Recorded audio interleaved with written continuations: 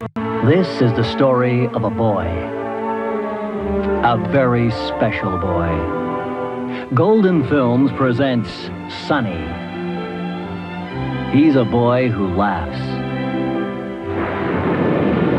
A boy who cries.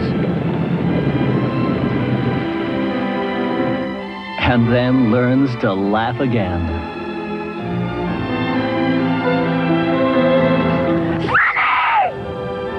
Before falling into the bailing.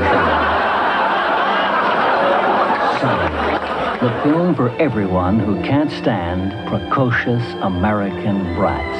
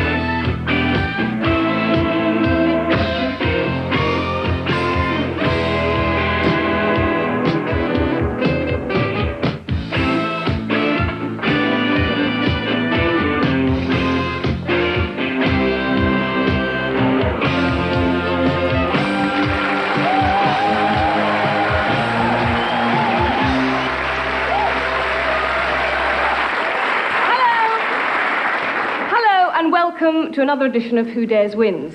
And tonight we'll be looking at the subject of brain death, or to use its medical title, Dempsey and Makepeace.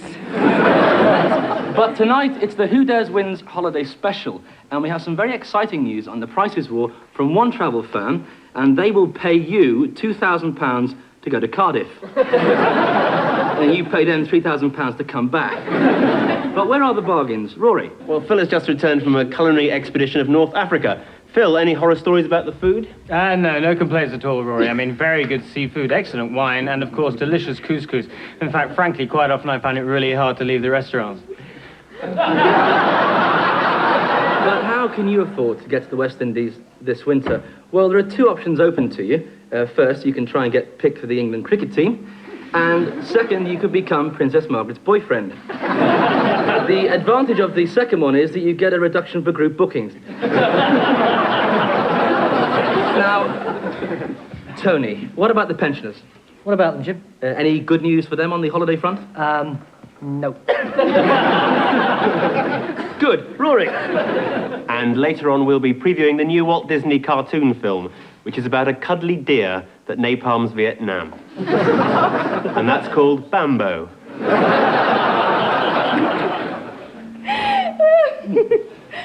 don't know.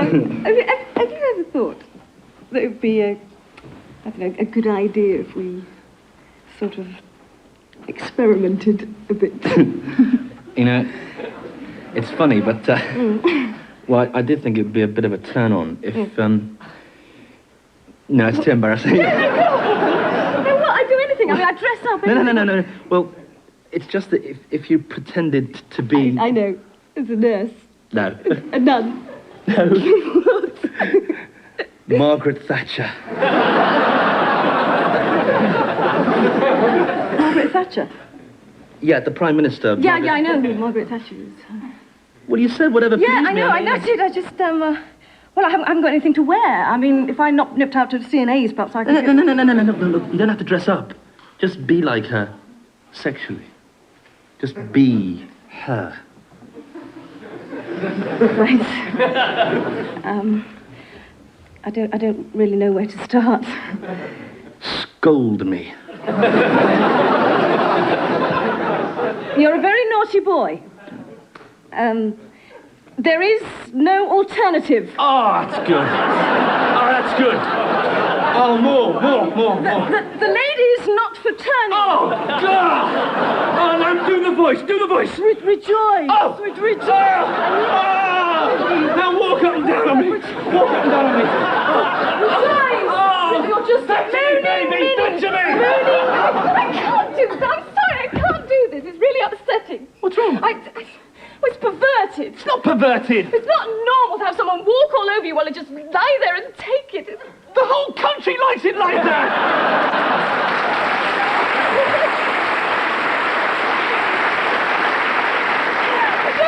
No, I'm sorry.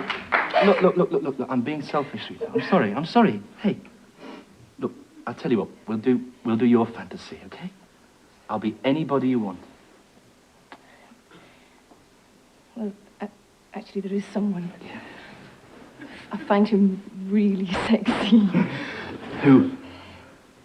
Cecil Parkinson. I'd really like it if you could be like Cecil Parkinson. All right. Where are you going? To screw my secretary.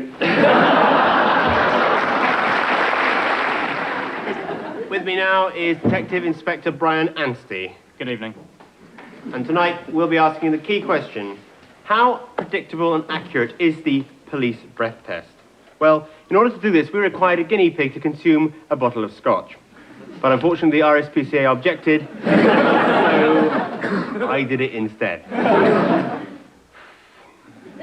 Just before the show. Now, how sure can you be that I am or not over the limit?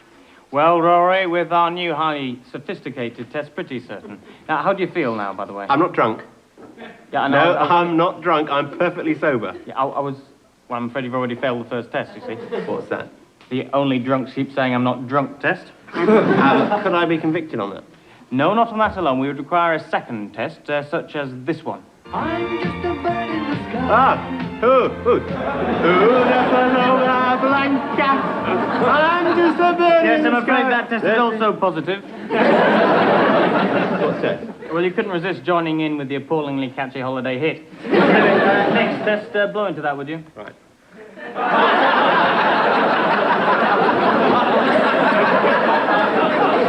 Well, you're obviously pissed. Right. Test number 4. Is your girlfriend here? No. Can't try that test, then. No, actually, she left me. I mean, I still love her, but it's just that people aren't the way they are. They're the way they should be. And you've also failed the sentimental old bore test. See, the thing is, my friend, Julia, could you...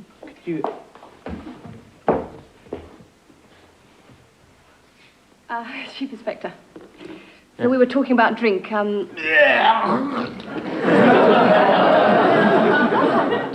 I suppose drugs must pose an even greater problem. Indeed, Julia, and that's why we've introduced a new, highly efficient method of drug detection. Oh. Hendricks!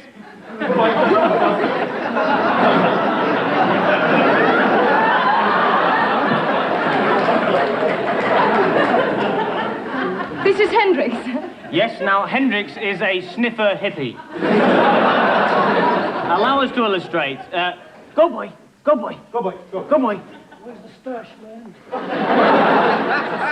Now, when it comes to drug detection, Hendricks is quite infallible. The only problem is he keeps getting stuck up Keith Richards' nose. Oh, wow, nice. He's got one. He's got one. Well, our special guest tonight is a very familiar face on your television screens. A reporter, presenter, investigative journalist, and commentator on international and current affairs. Would you welcome, please, Mr. Jonathan Dimbleby?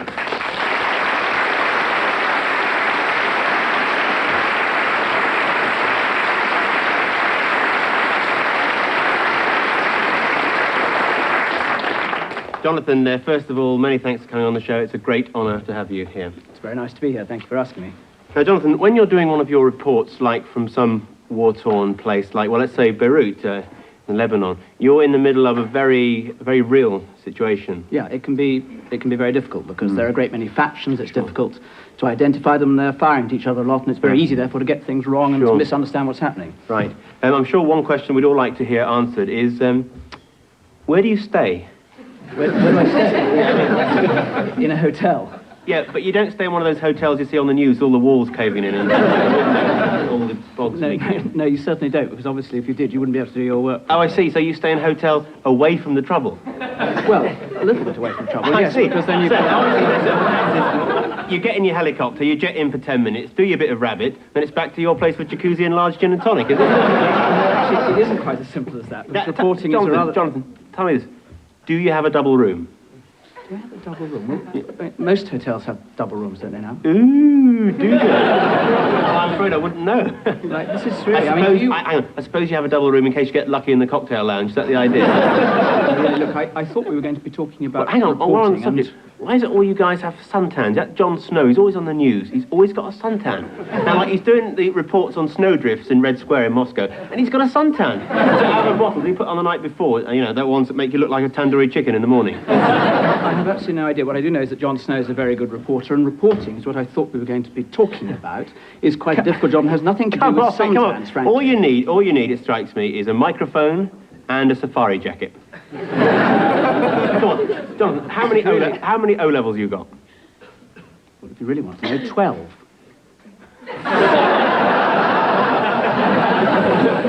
12? That's a bit of a waste, isn't it? I mean, let's face it, you only need geography, so you know where you are. And, OK, perhaps you need a couple of phrases of Arabic, like, you know, where's the nearest swimming pool, or how much do you want for your sister?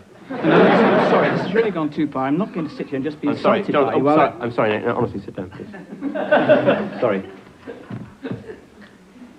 I've got a geography O-level. Go on, ask me any capital. Tell me a country. Tell me a country, and I'll tell you the capital. Go on. France, Paris, Yugoslavia, Belgrade, Bulgaria, Sofia. Go on. Very well. Swaziland.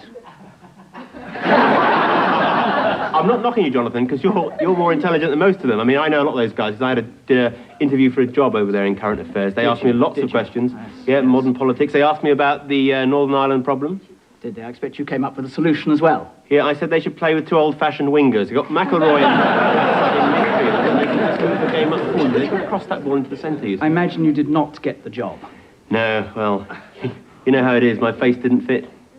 Well, actually, my safari jacket didn't fit. I think. Look, you go on and on about safari jackets. It has nothing to do with safari jackets. I thought we were going to talk about touched a raw nerve there. Obviously, I've touched a very sore nerve, so better leave that. But before you go, Jonathan, one question I'm sure would like to hear answered. What is the capital of Swaziland? If you really want to know, it's Mbabane. Ladies and gentlemen, Jonathan Dimbleby.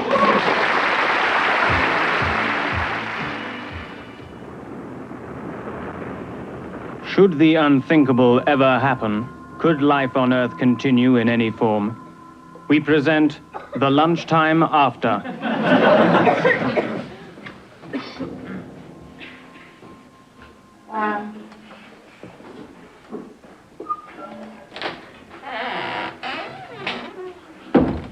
Yesterday, all my troubles seemed far away. Now it looks as though they're here to and stay. the end of all intelligent life as we know it. But now, Dave Lee Travis.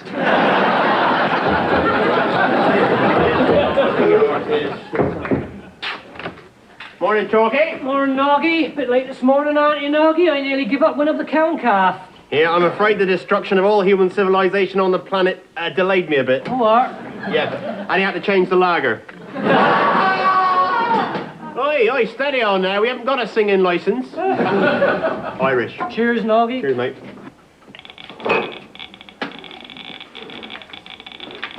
Anyone want a copy of War Cry? No thanks. Bloody Sally Army. Yeah. I've got to go back and check the stock, Chalky. The peanut man's coming later. Janet, come and look after the bar a minute, will you?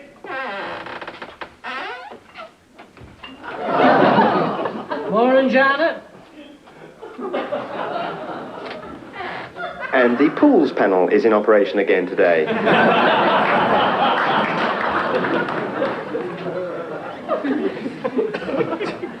Morning, Timbo.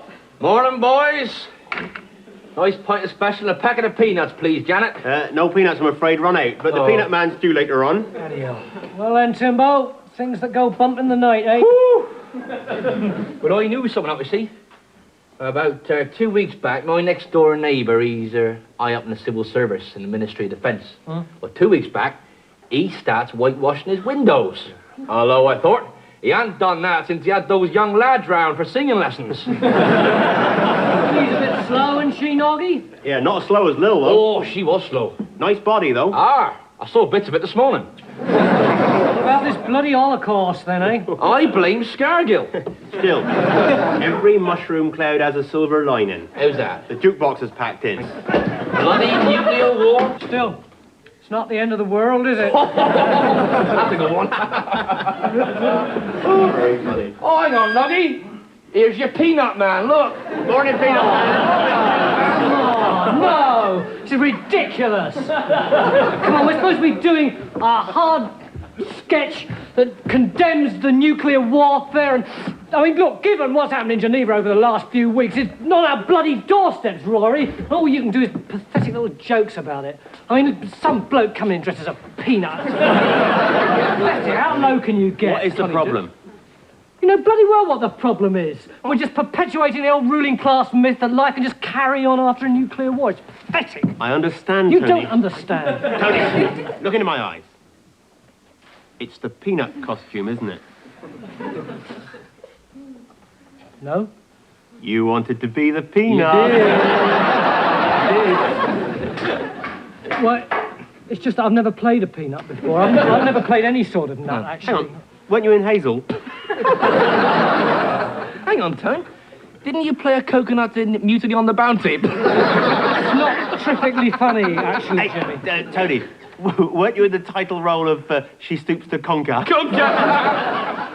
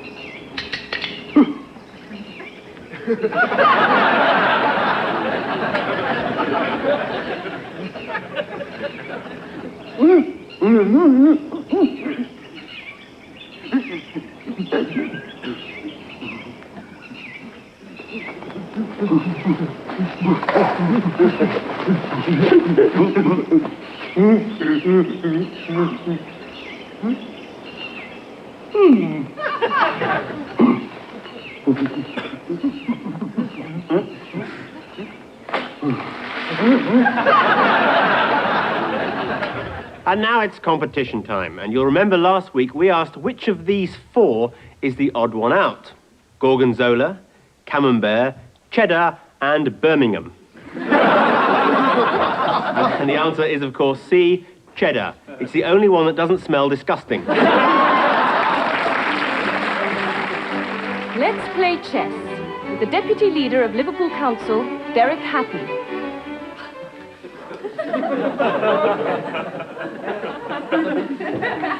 Okay, comrade. Get out of this one. You sure you want to do that, Derek? What's your problem? If you move your queen there, I'll take it and I'll have checkmate. Oh, yeah. According to you. But in my book, this is a radical progressive move. Ah, but... Look, I've said it before, I'll say it again. I will endure any hardship on my road to ultimate victory. Please yourself. Checkmate.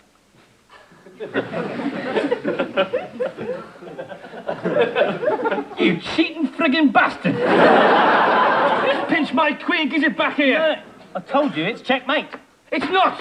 Yes, it is. It's not because I refuse to accept the validity of the concept of checkmate my move. You can't win. I can't win because of the bloody system.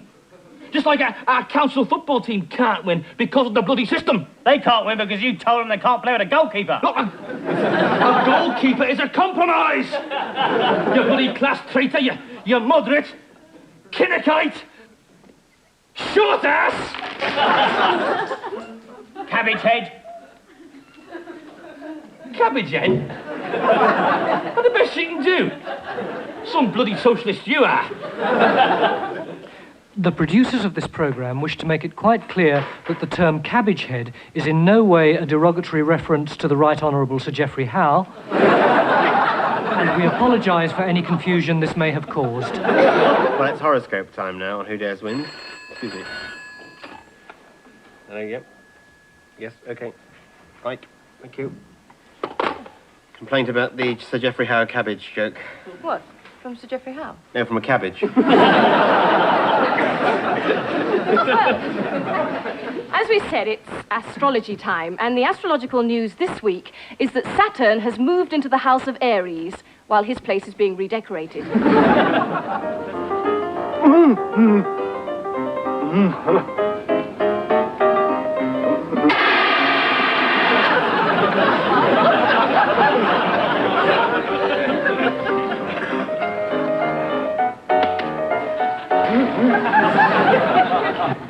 That's all there is to it, Miss Singh. If you claim you're entering Britain as a bride, then you have to undergo the virginity test. You understand? All right. We're ready for you now, Nixon.